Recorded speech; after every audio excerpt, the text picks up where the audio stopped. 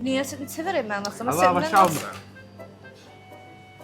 Bir-birimizə rənglərə görə alış-veriş edirik. Mən yaşıl istəyirəm.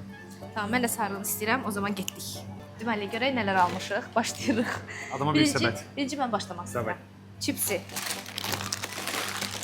Cipsim. Ən sevdiyim. Özün nə sevdin? Pendirli. Yox. Birlikdə yeyəcəyimiz. Tamam. İndi içki.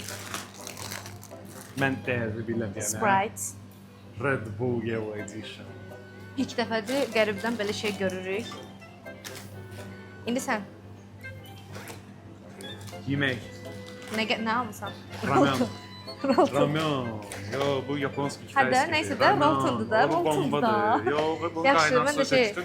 Yaşa, bir dənə qatıq da vurursan bana, heç kitaylar özləri kəşf eləmir. Mən də daşirak almışam, daşirak. Bu svari, gedər, gedər. Aa, minnətə bax. Bəyəndim. Mən sən ramen almışam, Nə olsun ki? Davay, vafli almışam mən şirniyyat olaraq. Röşən. Röşən. Mən Arzuya heç cürə ekonomiya eləmədən Rusçu da almışam. Necə, bu normalda belə şeylər almır. Nəysə. Çay Yaxşı. Dietanın bitmiş vaxtlarında okey olar. Çiko. Semiçko olaraq. Oo, Abur yeməkdən cubur sonra yuxu gəlməsin deyənə. Çiko, düzdür. Mən də çiko almışam. Çiko. Çiko biz nə alırsan Tamam. bax. Və sonuncu olaraq şirniyyat və şokolad olaraq və Snickers almışam. Sən Snickers almısan? Nuts. Mən nuts sevmirəm, bilmirsən bunu? Mən səni sevərək sən nuts almışam. Bəs niyə sevərəm mən aslında? Allah başa almıram.